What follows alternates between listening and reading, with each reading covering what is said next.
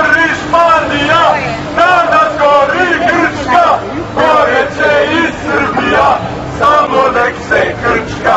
Da nas gori Španija, da nas gori Grčka, gore će i Srbija, samo nek se krčka.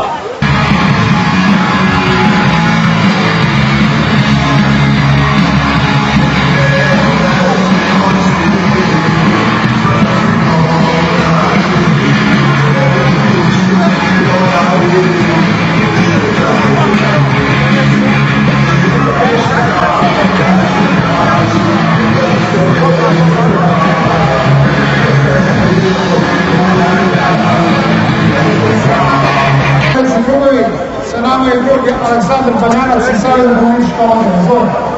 Hvala, Žiko.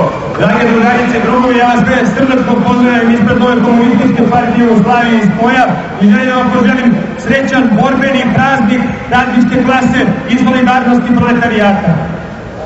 Drage drugarice i drugovi, nalazimo se tačno preko puta crne rupe kroz koju naše društvo, naša država tone već dugo. Nalazimo se preko puta Agencije za privatizaciju. To je najveća rupa koju ovo društvo ima i društvo je bez dna. Dragi drugarice i drugovi, nema poštene privatizacije. Svaka privatizacija je pljačka. Svaka privatizacija predstavlja otuđenje onoga što su generacije radnog naroda stvorile u ovom društvu. I niko nema pravo to da radi.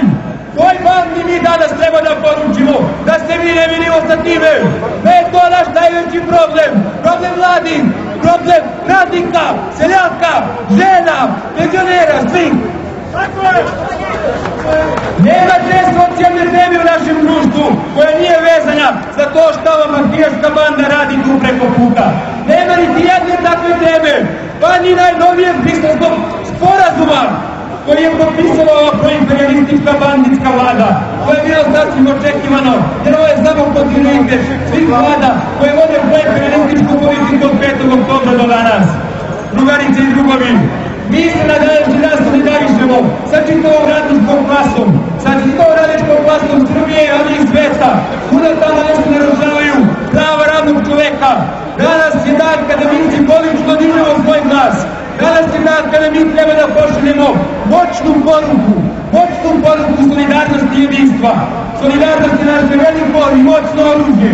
Solidarnost se čini nepobedivim jer je društvo koje se zasniva na eksploataciji tuđeg rada, društvo koje mora odubreti, društvo koje će istorija zbrisati neminovno.